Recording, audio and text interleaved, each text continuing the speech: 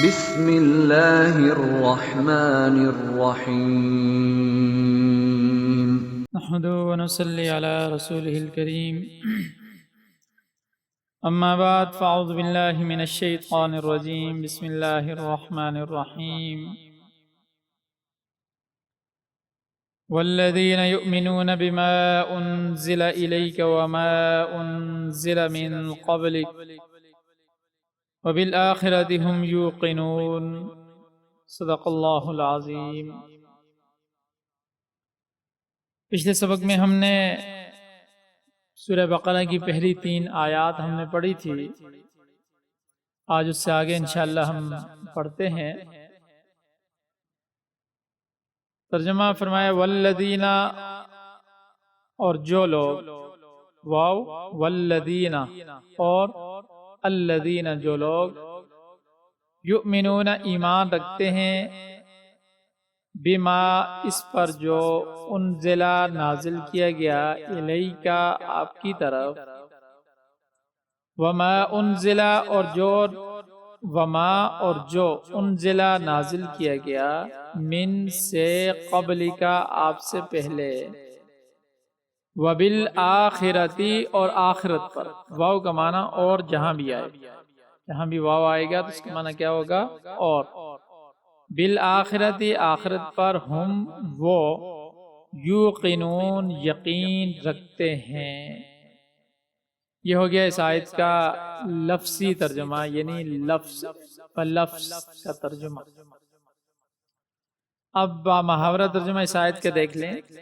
والذین یؤمنون بما انزل الیک وما انزل من قبلک، اور جو اس پر بھی ایمان لاتے ہیں جو آپ پر اتاری گئی، اور اس پر بھی جو آپ سے پہلے اتاری گئی، وبالآخرۃ ہم یوقنون اور آخرت پر وہ یقین رکھتے ہیں۔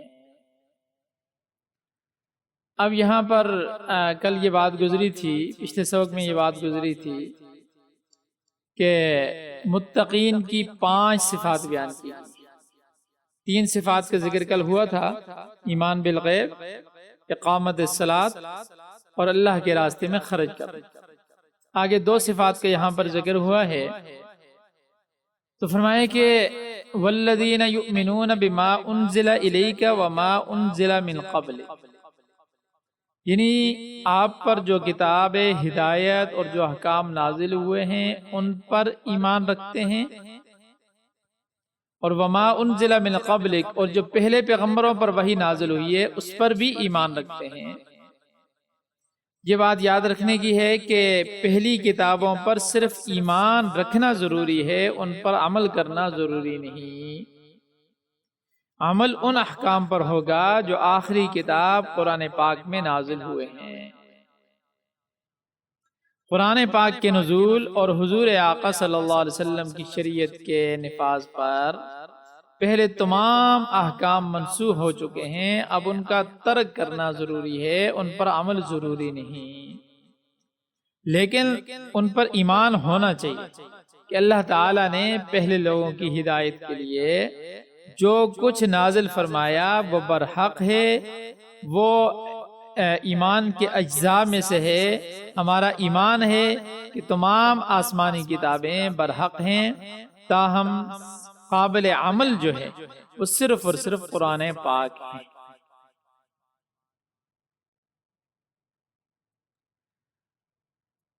اور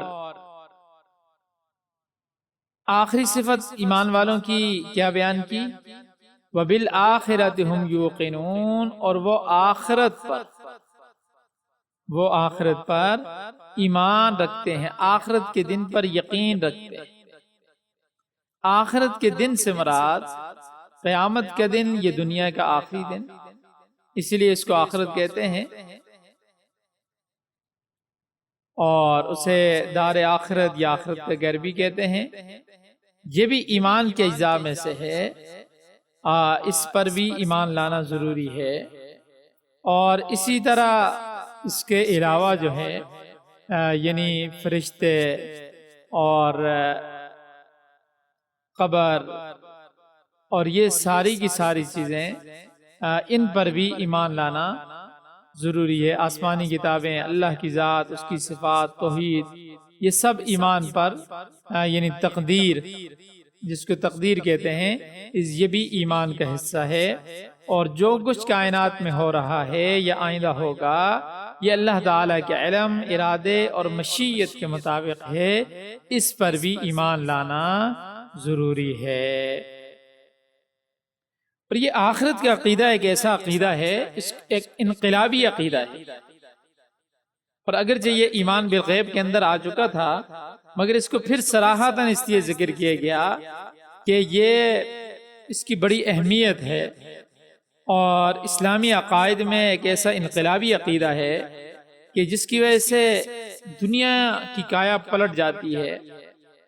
اور دیکھیں، وجہ اس کی ظاہر ہے کہ جن لوگوں کے سامنے صرف دنیا کی زندگی اور اسی کی عیش و عشرت اور اسی کا یہی مقصود ہے، اور اسی کی تکلیف کو تکلیف سمجھتے ہیں، اسی کی خوشی کو خوشی سمجھتے ہیں، اسی کی راحت کو راحت سمجھتے ہیں، اور آخرت کی زندگی اور اعمال کے حساب کتاب اور جزا و سزا کو نہیں مانتے، تو وہ جھوٹ، سچ، حلال حرام کی تفریق کو اپنی عیش و عشرت میں خلل انداز ہوتے دیکھیں تو ان کو جرائم سے روکنے والی کوئی چیز باقی نہیں رہتی۔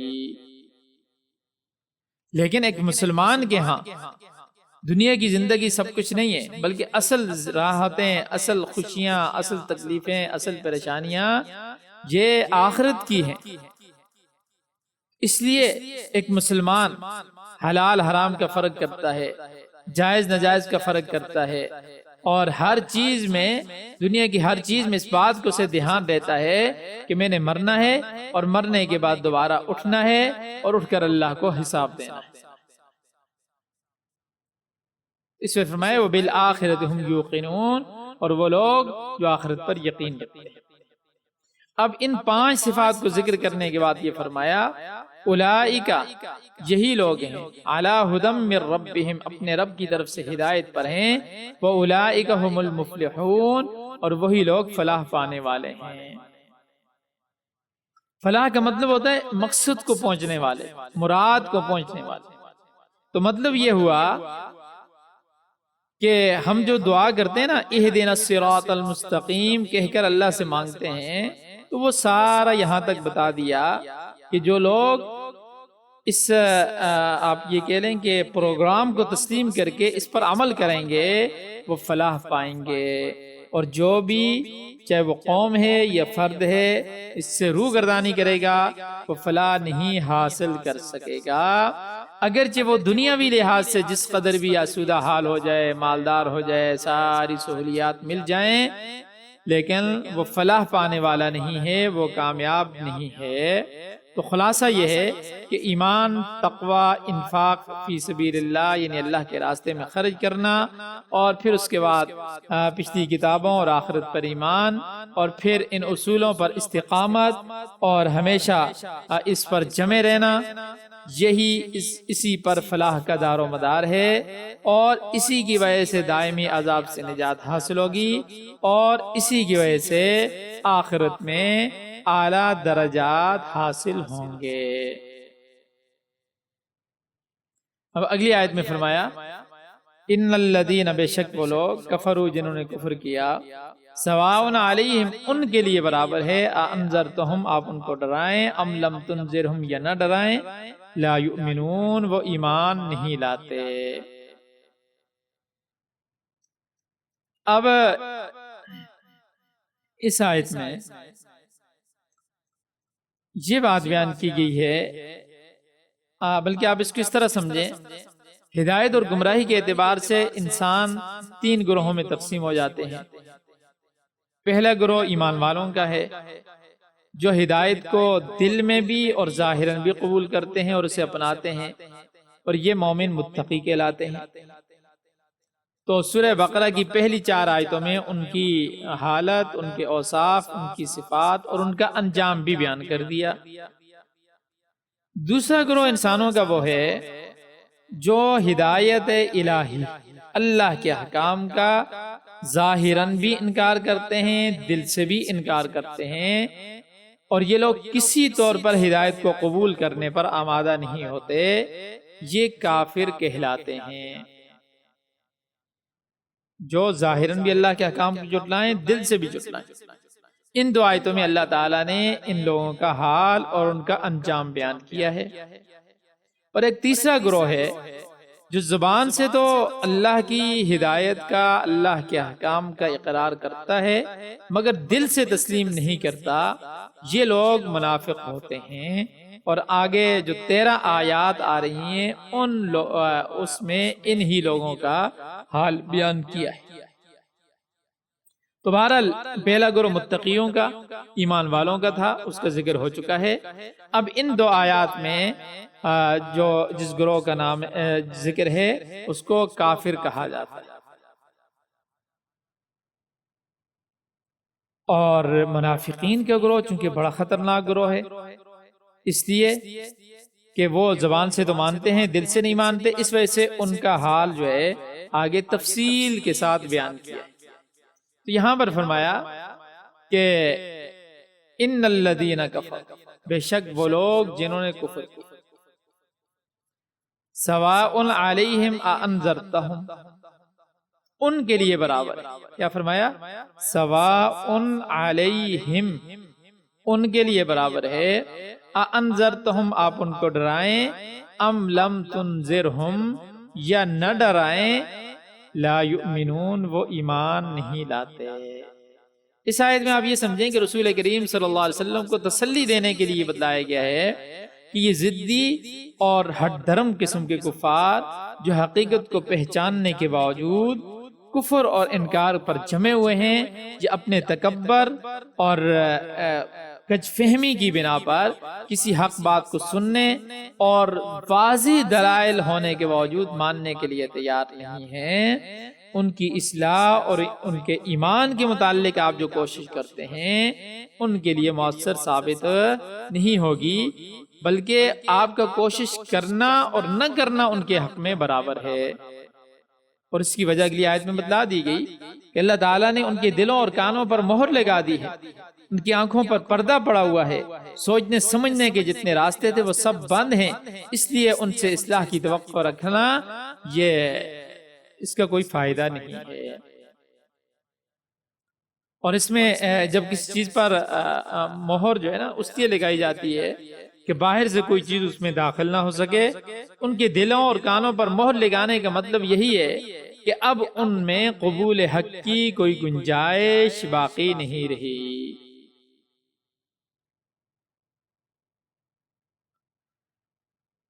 تو اس سے ایک بات یہ معلوم ہوئی ان دو آیتوں سے کہ کفر اور ہر گناہ کی اصل سزا تو آخرت میں ملے گی، مگر بعض گناہوں کی سزا دنیا میں بھی مل جاتی ہے، اور پھر یہ دنیا کی سزا بعض اوقات یہ شکل اختیار کرتی ہے کہ انسان کو اپنی اصلاح کی جو توفیق ہوتی ہے، صحیح بات کو قبول کرنے کی توفیق ہوتی ہے، اللہ تبارک و تعالی اس سے وہ توفیق چھین لیتے ہیں، اور انسان آخرت کے حساب و کتاب سے بے فکر ہو کر اپنی نافرمانی اور گناہوں میں بڑھتا چلا جاتا ہے، اور اس کی برائی کے احساس بھی اس کے دل سے جاتا رہتا ہے۔ اور اسی وجہ سے یہ فرمایا کہ ان من جزاء السیئات السیئۃ بعدها وان من جزاء الحسنۃ الحسنۃ بعدها، یعنی گناہ کی ایک سزا یہ بھی ہوتی ہے کہ ایک گناہ دوسرے گناہ کو کھینچ لاتا ہے، ایک گناہ کی وجہ سے انسان دوسرے گناہ کی طرف جاتا ہے، جس طرح نیکی کا نقد بدلہ یہ بھی ہوتا ہے کہ ایک نیکی دوسری نیکی کو کھینچ کر لاتی ہے، یعنی جب انسان ایک نیکی کرتا ہے اللہ تبارک و تعالی اسے دوسری نیکی کی توفیق عطا فرماتے ہیں۔ ایک اور بات اس میں سمجھنے کی ہے، یہاں پر یہ فرمایا کہ سواء علیہم اانذرتہم، سواء علیہم، یعنی ازلی جو کافر ہیں ان کے لیے رسول اللہ صلی اللہ علیہ وسلم کا وعظ و نصیحت کرنا اور نہ کرنا دونوں برابر قرار دیے گئے، لیکن یہاں پر فرمایا علیہم، یہ برابری کفار کے حق میں ہے، رسول اللہ صلی اللہ علیہ وسلم کے حق میں نہیں ہے، بلکہ ان کو تو تبلیغ اور تعلیم اور جو مخلوق کی اصلاح کی کوشش، اس کا ثواب بہرحال ملے گا۔ اس لیے پورے قرآن کریم کی کسی آیت میں رسول اللہ صلی اللہ علیہ وسلم کو ایسے لوگوں کو بھی دعوت ایمان دینے سے روکا نہیں گیا ان کے حق میں۔ مثلا آج بھی اگر کوئی آدمی دعوت دیتا ہے، اگلا مانے یا نہ مانے، لیکن دعوت دینے والا، نیکی کی طرف بلانے والا، اس کو بہرحال ثواب اور اجر ملتا رہے گا۔ ایک اور کسی کے ذہن میں یہ شبہ آ سکتا ہے، اور بعض لوگوں نے یہ شبہ کیا بھی، کہ جب اللہ نے خود ہی ان کے دلوں پر مہر لگا دی ہے، اللہ نے خود ہی ان کے دلوں پر مہر لگا دی اور ان کے حواس کو معاف کر دیا، تو یہ تو اپنے کفر میں معذور ہو گئے۔ یعنی اب وہ تو مجبور ہیں، کیونکہ اللہ نے مہر لگا دی، اب وہ ایمان کی طرف آ ہی نہیں سکتے، تو پھر ان کو عذاب کیسا؟ ان کو عذاب کیسا؟ اس کا جواب یہ ہے کہ دیکھیں، ان لوگوں نے، یعنی اللہ نے ہر ایک کے اندر حق بات کو، صحیح بات کو قبول کرنے کی صلاحیت اور توفیق دی ہے اسے، ٹھیک ہے، لیکن ان کی ضد، ان کی ہٹ درمی، ان کی شرارت اختیار کرنے کی وجہ سے خود انہوں نے اپنی اس استعداد کو، اس صلاحیت کو جو اللہ نے دی تھی، اس کو برباد کر دیا۔ اس لیے اس جو استعداد اللہ نے دی تھی، جو اللہ نے ایک صلاحیت دی تھی، اس کو برباد کرنے والے یہ لوگ خود ہیں، یہ لوگ خود ہیں۔ اس لیے ان کے ان دلوں پر مہر لگانا، ان کی عزت، تعصب، عناد، شرارت، ہٹ دھرمی کی وجہ سے ہے۔ اس لیے یہ اپنے کفر میں معذور نہیں ہیں، اپنے کفر پر مجبور نہیں ہیں۔ اللہ نے تو ان کو استعداد دی تھی، اللہ نے ان کو صلاحیت دی تھی، لیکن انہوں نے خود جان بوجھ کر اس استعداد، اس صلاحیت کو تباہ و برباد کر دیا، جس کی وجہ سے ان کے دلوں پر یہ مہر لگ گئی۔ اس لیے یہ شبہ کوئی نہیں کر سکتا، یہ اعتراض نہیں کر سکتا کہ جب اللہ نے مہر لگا دی تو پھر یہ ایمان کیسے قبول کریں۔ امید ہے کہ یہ والا یہ سمجھ میں آ گیا ہوگا۔ تو ہم دوبارہ اب ترجمہ دیکھ لیتے ہیں، آج کے لیے اتنا کافی ہے۔ ترجمہ پہلے میں ایک ایک لفظ کا ترجمہ کرتا ہوں۔ والذین، واو، اور الذین، جو لوگ، یؤمنون، ایمان رکھتے ہیں، بما، اس پر، انزلہ، جو نازل کیا گیا، الیک، آپ کی طرف، وما، اور جو، انزلہ، نازل کیا گیا، من قبلک، آپ سے پہلے، اور بالآخرت، آخرت پر، ہم یوقنون، ہم وہ، یوقنون، یقین رکھتے ہیں۔ اولئک، وہی لوگ، علی، پر، ہدن، ہدایت، من، سے، ربہم، اپنے رب، واولئک، اور وہی لوگ، ہم المفلحون، ہم وہ مفلحون، کامیاب ہیں۔ ان، بے شک، الذین، جن لوگوں نے، کفروا، کفر کیا، سواء، برابر ہے، علیہم، ان پر، انذرتہم، آپ انہیں ڈرائیں، ام، یا، لم، نہ، تنذرہم، ڈرائیں، لا، نہیں، یؤمنون، ایمان لائیں گے۔ ختمہ، مہر لگا دی، اللہ، اللہ نے، اللہ، علی، پر، قلوبہم، ان کے دل، وعلی، اور پر، سمعہم، ان کے کان، وعلی، اور پر، ابصارہم، ان کی آنکھیں، غشاوۃ، پردہ، وَلَهُمْ عَذَابٌ عَظِيمٌ، اور ان کے لیے عذاب، عذاب عظیم، بڑا۔ یہ ہو گیا لفظی ترجمہ۔ اب انشاءاللہ ہم پورے جملے کا، یہ جس کو با محاورہ ترجمہ کہتے ہیں، وہ کرتے ہیں۔ والذین یؤمنون بما انزل الیک وما انزل من قبلک، اور جو اس پر ایمان لاتے ہیں جو آپ پر اتاری گئی، اور اس پر بھی جو آپ سے پہلے اتاری، وبالآخرۃ ہم یوقنون، اور آخرت پر مکمل یقین رکھتے ہیں۔ اولئک علی ھدی من ربہم، یہ ہیں وہ لوگ جو اپنے پروردگار کی طرف سے صحیح راستے پر ہیں۔ وَأُولَئِكَ هُمُ الْمُفْلِحُونَ، اور یہی ہیں وہ لوگ جو فلاح پانے والے ہیں۔ ان الذین کفروا سواء علیہم، بے شک وہ لوگ جنہوں نے کفر اپنا لیا ان کے حق میں برابر ہے، دونوں باتیں برابر ہیں۔ اَأَنذَرْتَهُمْ أَمْ لَمْ تُنذِرْهُمْ لَا يُؤْمِنُونَ، چاہے آپ ان کو ڈرائیں یا نہ ڈرائیں وہ ایمان نہیں لائیں گے۔ ختم اللہ علی قلوبہم وعلی سمعہم، اللہ نے ان کے دلوں پر اور ان کے کانوں پر مہر لگا دی۔ وعلی ابصارہم غشاوہ، اور ان کی آنکھوں پر پردہ پڑا ہوا ہے۔ وَلَهُمْ عَذَابٌ عَظِيمٌ، اور ان کے لیے زبردست عذاب ہے۔ تو آج کے لیے یہاں تک کافی ہے۔ یہ ہماری 7 آیات ہو گئی، یہاں تک 2 گروہوں کا ذکر مکمل ہو گیا۔ اب اس کے بعد جو آیات آ رہی ہیں وہاں پر منافقین کا ذکر ہوگا، انشاءاللہ وہ اگلے سبق میں ہم اس کو پڑھیں گے۔ اللہ تبارک و تعالی ہمیں قرآن کو صحیح سمجھنے، اس پر محنت کرنے اور اس پر عمل کرنے کی توفیق عطا فرمائے۔